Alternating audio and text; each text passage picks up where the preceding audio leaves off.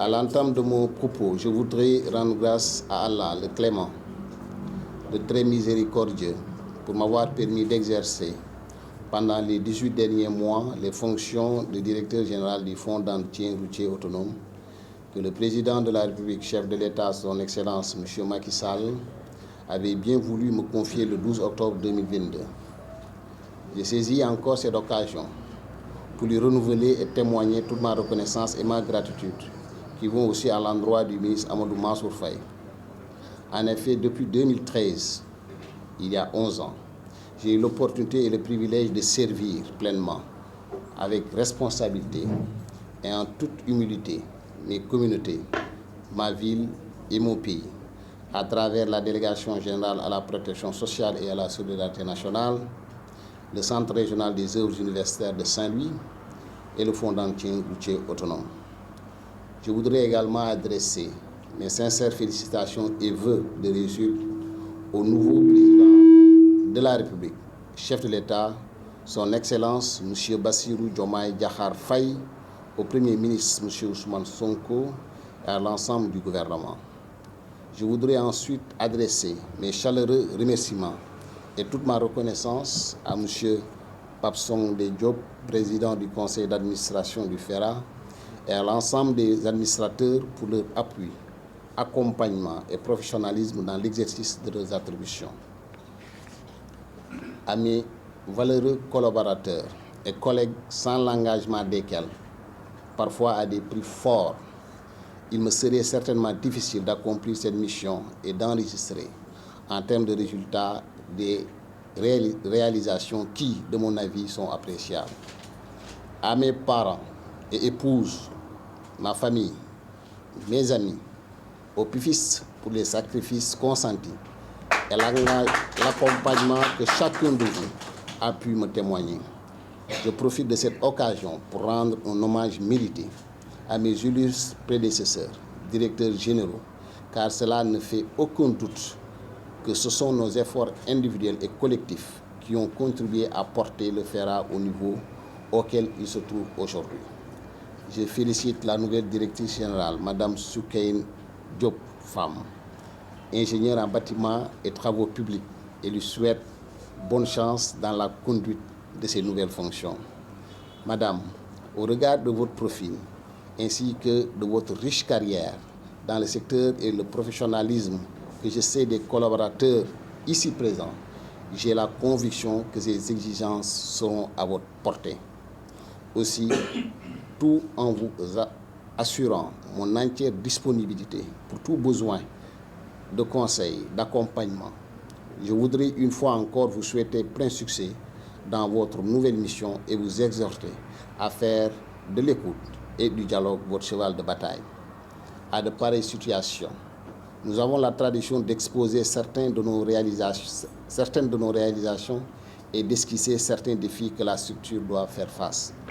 Madame la directrice générale, je ne vais pas vous faire perdre votre temps en vous rappelant la finalisation de la structuration du programme spécial de désenclavement de montant de 774 millions d'euros, soit plus de 500 milliards de francs CFA, pour la construction et la réhabilitation de plus de 2700 km de routes sur l'étendue du territoire national, mobilisant 67 entreprises sénégalaises et 300 sous-traitants locaux, impactant 2 Sénégalais sur 3.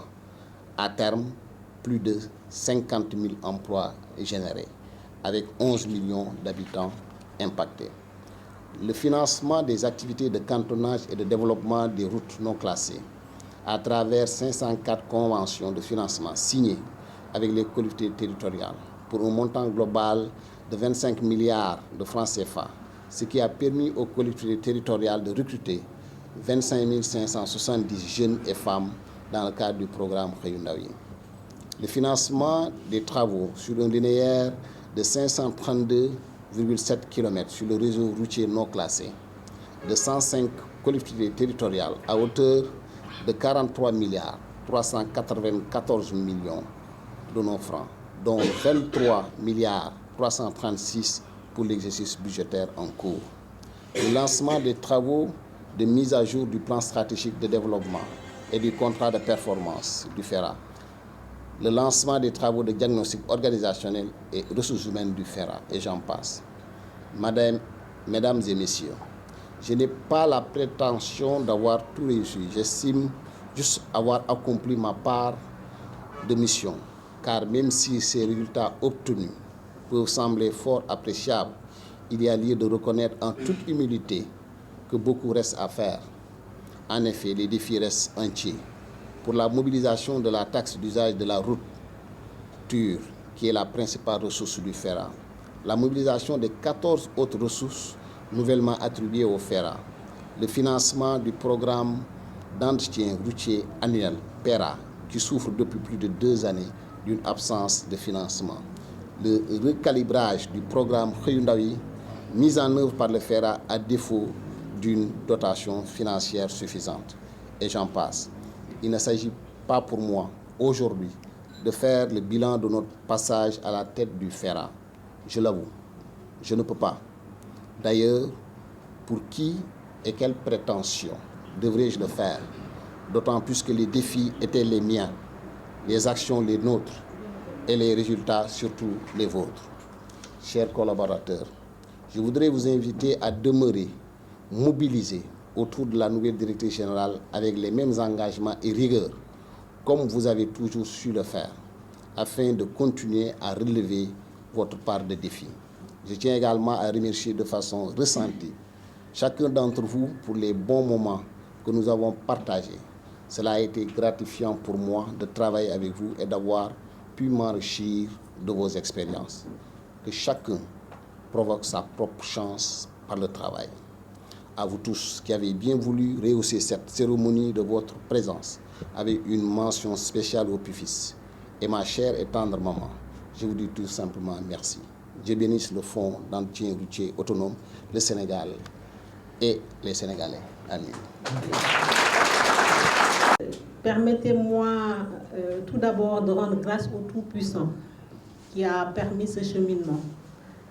Je remercie les autorités, le président de la République, son Excellence Bassirou Diomaye Diakhar Faye, M. Ousmane Sonko, le Premier ministre, et aussi M. Malick Ndiaye, ministre en charge des infrastructures, dont le FERA est sous la tutelle technique. Je les remercie donc pour leur confiance, leur clarté et le choix porté sur ma personne pour la direction générale du Fonds d'entretien routier autonome FERA. Je mesure pleinement l'ampleur d'une telle charge. Je remercie également ma famille, mais aussi cette seconde famille des routes avec qui je chemine depuis plusieurs années. Je me réjouis de l'opportunité qui m'est offerte pour continuer la collaboration à travers le FERA. Je voudrais dire que je reste résolument engagée pour la préservation du patrimoine routier à travers ce fonds, dont la mission principale est d'assurer le financement régulier et convenable des prestations relatives à l'entretien courant et périodique du réseau routier, à la maîtrise d'ouvrage et à la maîtrise d'œuvre des travaux d'entretien routier tels que définis par la loi portant sa création, son organisation et son fonctionnement. Le FERA contribue également au développement d'un réseau routier sûr et durable. Dans le cadre de cette mission, j'aimerais justement insister sur l'efficacité et la transparence, qui seront nos principes de travail afin de toujours veiller à une utilisation optimale des ressources, prioritairement au profit de l'entretien routier, pour garantir un niveau de service adéquat aux usagers de la route. Aujourd'hui, les défis sont énormes quand on sait l'accroissement constant des budgets d'investissement consacrés aux infrastructures routières, alors que paradoxalement, ceux destinés à l'entretien ont connu, au cours de ces dernières années, une tendance à la baisse, avec comme conséquence un impact négatif sur le niveau de service. Cette situation nous interpelle particulièrement au vu des besoins issus du programme triennal glissant, le PTG, qui est le document de programmation à court terme de l'entretien sur le réseau routier.